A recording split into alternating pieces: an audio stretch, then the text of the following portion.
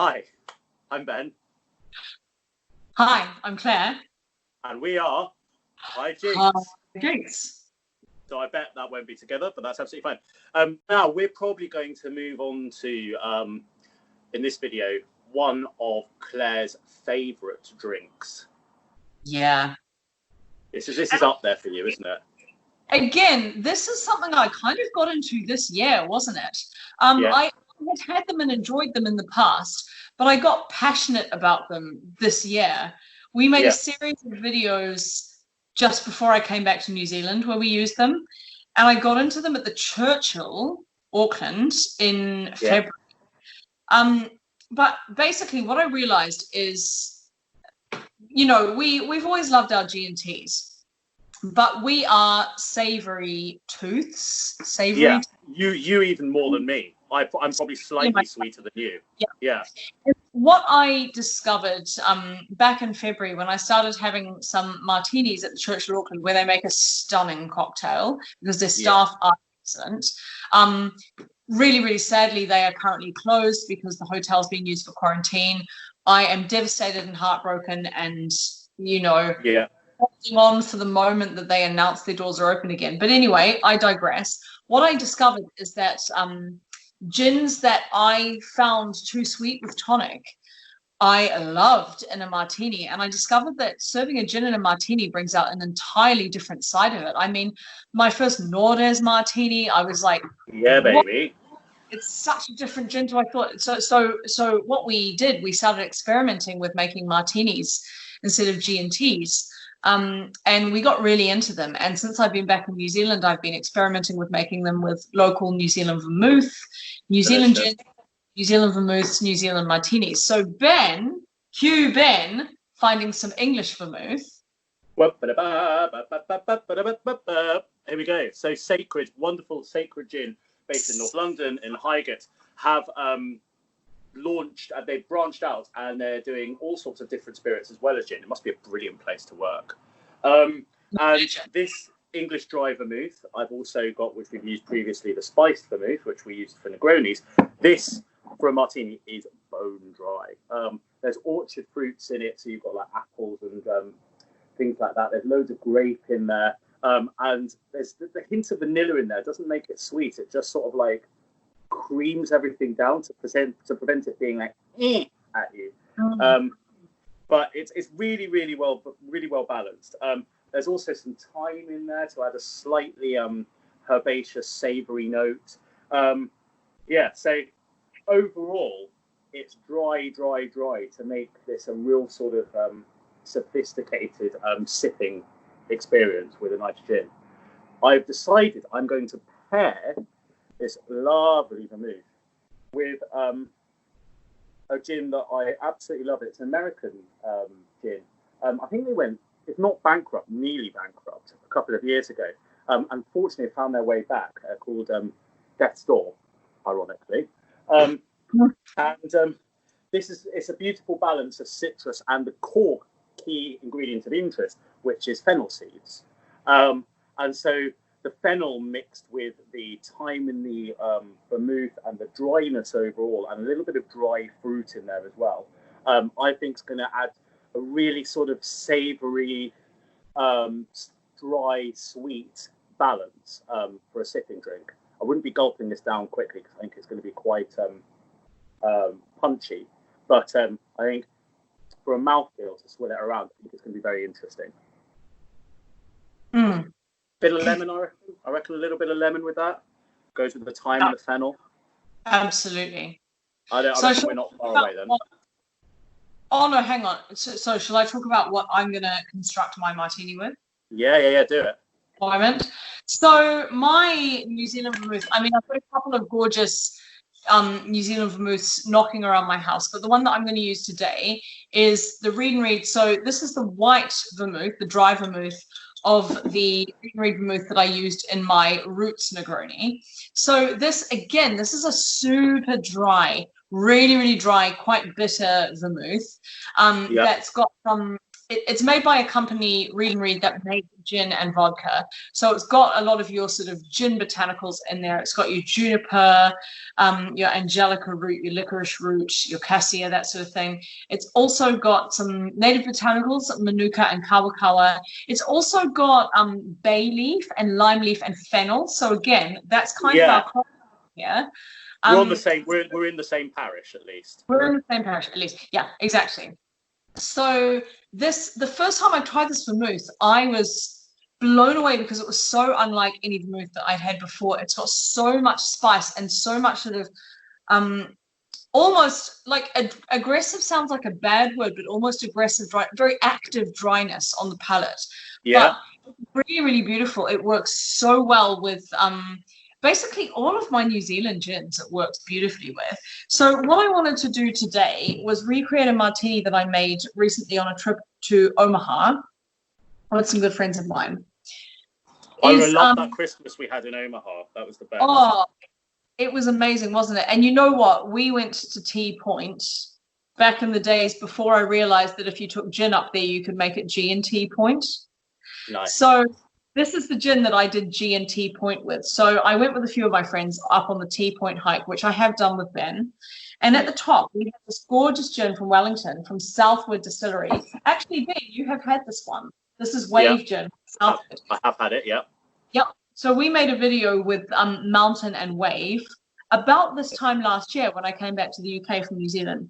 So I can imagine Wave, you can almost taste the sea salt when you have it up there. Yeah, you get exactly. you get such a high percentage of the other sensories that you imagine the sea salt in it.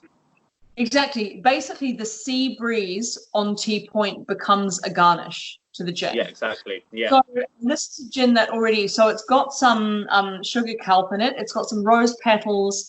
It's got some sort of your traditional gin spices. So it's got kind of the savory spice element to it, the softness and sweetness of the rose petals. And then the kelp, that sort of slight umami, slight oceany quality to it as well. So it's really, really beautiful. It's a very, very soft, smooth gin. So what happens is when you pair it with this vermouth, it actually allows a lot of the character of the vermouth to come into it. But because in a martini you use such a small quantity of the vermouth, it doesn't overpower the gin. So it's a really gorgeous combination. So shall we set about mixing up our gorgeous Let's martini? do it. Let's absolutely do it. What we've got here also, for another shout out to an excellent New Zealand company, I'm using my beautiful Cadrona Distillery Spiegelau glasses. So they are beautiful. Oh, lovely. Gorgeous for martinis, Manhattans, all sorts of things. The other thing I'm going to do is I'm just going to add a little, going because what do you put on your seafood? A little bit of lemon. So with my slightly martini, I'm going to a little bit of lemon peel just to freshen everything up. Absolutely. And then basically I'm ready for, oh, that's quite a resonant little shot glass. Do it again. What note is that, Mr. Perfect Pitch?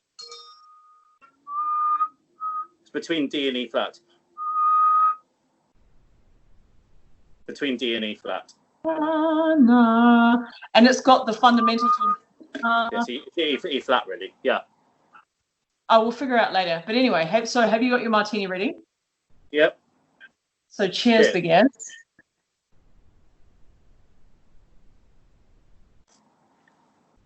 Yeah. Oh, so God, so gorgeous. So basically what I'm getting is, it's interesting because it doesn't feel like you're drinking neat gin, but you basically are. Absolutely not. I mean, this is why I like making a martini with Southward gin, because Southward gin is just so smooth. There's no big ethanol kick. Like, there are some gins that I really like that I would not have in a martini because they're just too punchy. But this gin is just beautiful. It just sort of, it's got that, what I would call the tongue melty quality. It just sort of occupies your mouth in a really, really smooth and subtle way. So you put it in a balanced and complete way as well. Mm. And then I've just got that subtle, that hint of all of those gorgeous spicy, dry botanicals in the vermouth, but because the percentage of the vermouth is so small, it doesn't overpower the gin at all. It just sort of adds the sparkly layer of botanicals to it. What we get here is we get a slightly citral element on the top of the death's door before the dry down of all that rich hearty fennel. And then we get the toppiness of the very bone dry grape from the vermouth, mixed with kind of other sort of spicy characteristics, but also like the fruit, the very, very dry fruit, almost like crab apple element to it. So overall we sort of imagine the sweetness because we sort of taste the grape in it. So we imagine it's a bit sweeter than it is. If we were to actually think about it, it's dry but it pleases us nevertheless. It's what I call implied sweetness that you get. Like I was talking about implied sea salt. Yes, exactly. On tea points. Exactly. It's the same thing. Same thing. So that's what you get from this. And it becomes incredibly well combined. The combination, it infuses really well together, binds in, so it's a coherent drink, which is always a test. You're not always going to find that, but gin's the same, and martinis, it's the same as cooking. Just experiment with different flavors. You might think this goes with this or that doesn't go with that, blah, blah. Who would have thought that a toppy citrus gin would go with a really dark spiced vermouth? But it does, because the citrus lends itself well with the baking spices. So you just got to think a little bit out of the box sometimes if you want to absolutely experience the magic, I think. Yeah. Well, I find that's a really interesting point, because, like, for example, this vermouth goes beautifully as well with the roots gin, which I use in the Negroni, which is such a totally different flavor profile.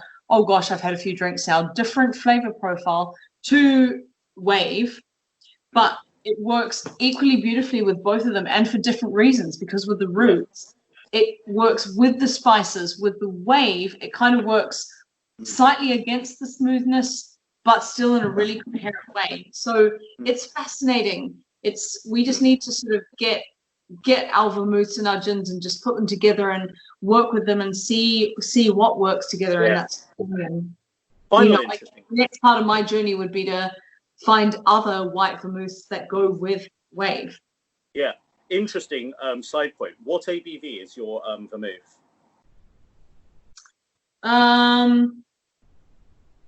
17%. Yeah, that's about right. So this one that I've got from Sacred is about as high an ABV as I've ever seen in a vermouth, which is interesting because that adds to the sort of strength and pungency of it. So this is 21.8. I see. Which for a vermouth is quite strong.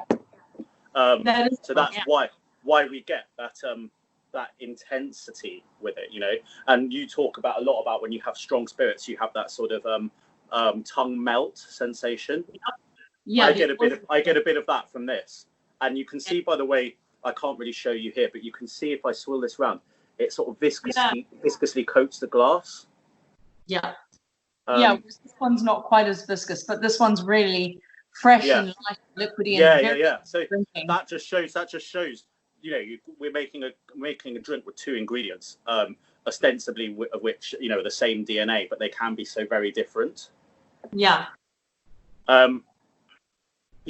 So that's it really. Experiment with different combinations of martini. Definitely explore, if you're in the UK, explore Sacred, because they've got a whole range of stuff. They also do a range of gins. Do you remember when they had the Snickers, and they had like the Snickers which had more nuts or more chocolate or more nougat that you could have?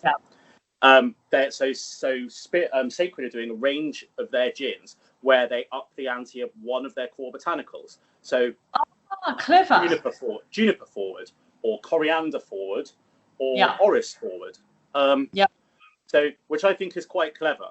So they're definitely a company to check out, and they're the only company I've seen that do vermouth to any sort of level and standard in the UK. But I'm very happy to be shown in the direction of more.